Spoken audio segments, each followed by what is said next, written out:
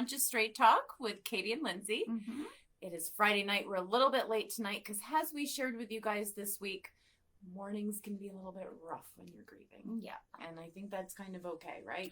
Morning is a time for mourning. So we wanted to invite you guys to have a drink with us this evening. Yes. And we're going to talk a little bit about parenting. Mm-hmm. So I'm Lindsey Kearns, the mama behind MalibuMamaLoves.com, and I'm also a certified conscious trauma-informed life coach. Yes.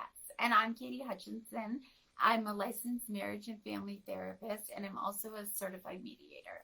And as we've been discussing with you guys, Katie's dad very, very suddenly passed away about almost 2 weeks ago now. Actually, 2 weeks ago today. Was it? It was. Tonight. 2 weeks Midnight. ago today, or was it 3 weeks ago? 2. Yeah. Oh, it's just So it's been a haze. tough... It's a haze. It is a haze, and we've been kind of dropping in on you guys live here and there, seeing where everybody's at, and just being honest and open and holding the safe space for people as they're grieving and going through this process. Yep. And today we thought it would be kind of a fun idea to talk about. Well, I guess it's never fun to talk about. To grieving. talk about tips. we're helping Talk about tips. grieving with your family. Yeah, tips to help your children. Yeah. Especially your Yeah. children with the grieving process. Because it is important, and I know you have 3 children. And as we've said before, with the whole grieving process, this is the circle of life. We all have to deal with it. And this is something that we just wanted to share with you, a few things as it's live, as it's happening to us, as we're all going through this, how Katie is talking to her family, and tips for you guys on how you can talk to your kids. In our society, we've said this before, in our society, we, on average, as a whole, most of us do not deal with death. Right. Americans don't We deal ignore with it. death. We like youth. We don't want to deal with our own mortality. We Right. don't, even though this is what's going to happen, this is the norm, we don't embrace it. It's like taboo. And it's not like this in other cultures. And so, which is so makes it true, harder. and I love that point, because other cultures, they embrace it. It's a celebration of life, and it makes it easier as it goes, because it's way easier, especially when it's unexpected, like this, where it just came out of the blue. It should not have happened, and then you're left kind of dealing with the fallout. So if you guys are in that situation, one of the first tips we want to share when you're trying to talk to your kids, when you're trying to deal with this with your families, is to really keep it simple. Even if you have teenagers or 20-year-olds, this is not a time to get in depth. This is a time to keep the words. And I'm sure simple and honest. Simple, honest, genuine. Grandpa's on his way out, And we had talked before, when my dad was in the hospital, I knew that this was most likely the end. And so I have a 10-year-old, a 13-year-old, and an 18-year-old. The 18-year-old, I said, get your tush down here now. He's like, it's 3 hours away. I go, you better hurry. And thank God he made it in time. He did make it on time, and that was really helpful. And the 10 and 13-year-old, I called them up. I said, Grandpa's probably gonna pass tonight, and I'm gonna hold the phone up to you. Your hearing's the last thing to go. Even though Grandpa isn't lucid right now, he can hear you. And so I'm gonna hold up the phone, and I want you to say to him whatever you want to say to him. And I could hear them crying and saying, "You're the best Grandpa," and and whatever else. And I'm so glad that I gave them that closure. Yeah. That closure is important, even like we were saying, in that simple form, just to have that time. The next thing is to really just listen and comfort your kids. And we said this when we were talking about how to deal with someone that's grieving. It's just in that listening, being in that really deep listening space, and just hearing that person, and just, I heard this really sweet story about there was this long list of things that kindergartners had said in regards to love. And on the end, there was a mother saying, I watched I want to say he was 4-year-old son, go to my neighbor, an elderly gentleman who had just lost his wife. And he was sitting in the backyard, and she saw her son go crawling up and sat in his lap for a little while. And then she was, of course, like, don't disturb him, come back. And he came back, and she said, what were you doing? What did you say to him? Like, he was crying, and, what are you doing? And he said, Mom, I just sat and helped him cry. And when people are grieving, and in those times, that sometimes what they just need. Yeah. Even kids. Oh, yeah. Even the young kids, they just need to be held and heard. Just a lot of reflective listening, just Yeah. listening and asking them, what do you need? And this goes with adults too. What do you need? Because everybody grieves differently, and they might just Right. say, I just want you to sit here. I just want you to hold my hand.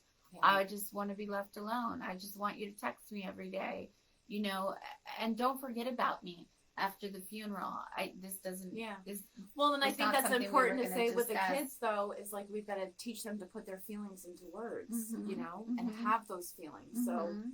that's along the lines of that active listening, Right. if you will. Yeah, and we didn't talk about this before this, but you know, everybody's reaching out to you leading up Right. to the funeral, after the death, blah blah blah. Then the funeral occurs, and you're just left. And Yeah. most people stop reaching out to you, and it's really, really hard because that's when you really Right. need it the most.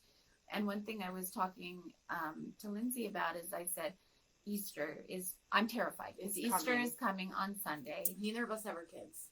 Neither of us have our kids, which is, Or our dads. yes, or our dads. So, and I had spent every holiday with my dad and the kids.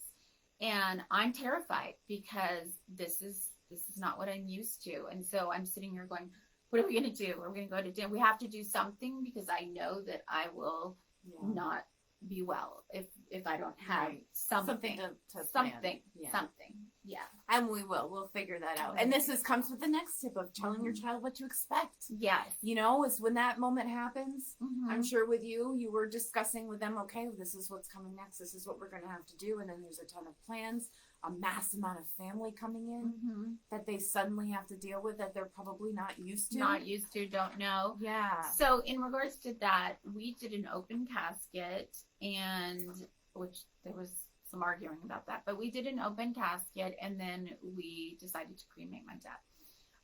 The open casket, I know it's very controversial, and it was something that I decided to do. Well, you guys did it right because you did half and half. We did half It and was half. closed during the ceremony, Right, and it was then your it was choice. afterwards if you wanted to stay. Yeah, it was your choice. And so I Yeah. said to my kids, what do you want? And they all said, I want to go in and see Grandpa. And to me, that was helpful, especially for the little ones, because my older one got to see him, but especially for the little ones to see, oh, okay, this is what happens. You know, Grandpa's, his body's here, but his spirit's not, he's not here. It's not all here. His spirit's not here. It made it very real for them, and I think that was helpful.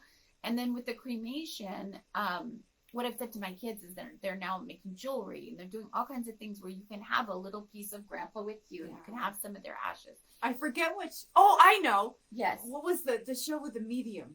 Teresa Caputo. Her Oh. husband Uh-huh. lost his father, Uh-huh. and he went out and he priced out having. Diamonds. No, they would do sand art with the ashes. Oh my gosh. And he wanted to have sand art with the ashes. Oh my gosh. So when you walked in, Interesting. you would remember. Very And I guess- interesting. I guess that's a thing. I don't know. It's the thing. You can send your ashes into space. Like, they have all kinds Yes, of special things. this too.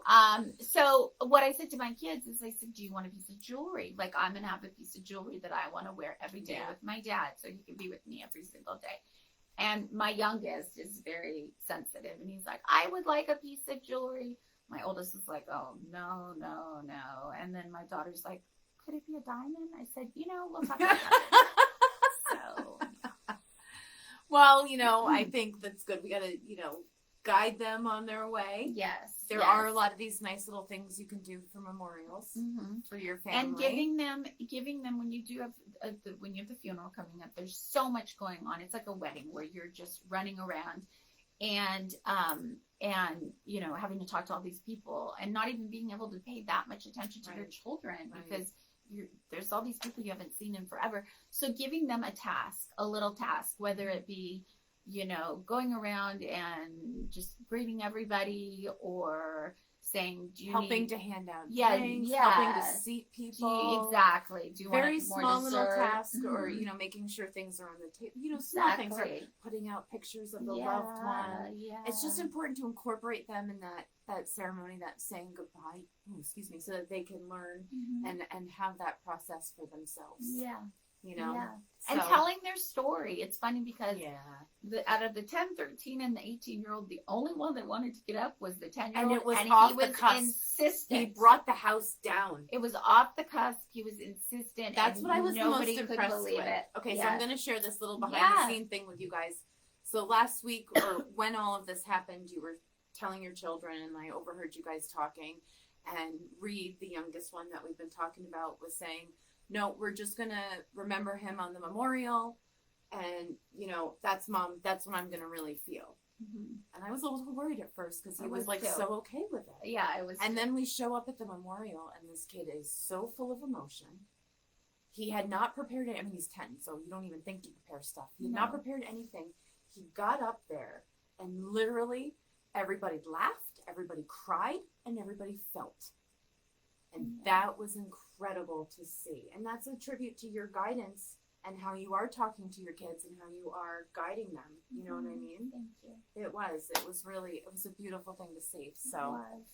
All right, with that, we're going to leave you guys. Yeah. Friday night, go have a drink, go have a date, go have some fun with your family. Forget about this grief stuff. Just That's go have right. a vodka tonic. Everybody needs to take a break at some point in time and just let loose. Yes. Right? I So happy agree. Friday, you guys. We will see you back here on Easter Monday. if you celebrate Oh, or that's whatever right. you It'll be celebrate. Easter Ramadan Monday. is now, right? Isn't Ramadan It's now? soon. I think so. It's all around the same time period. All that stuff. Lent, right? It's all Anyways. happening. We've been in the grief world. Yes. We've been in the grief world. We'll get back on Monday. We will. Have a good All right, Friday. guys. Happy weekend. Bye.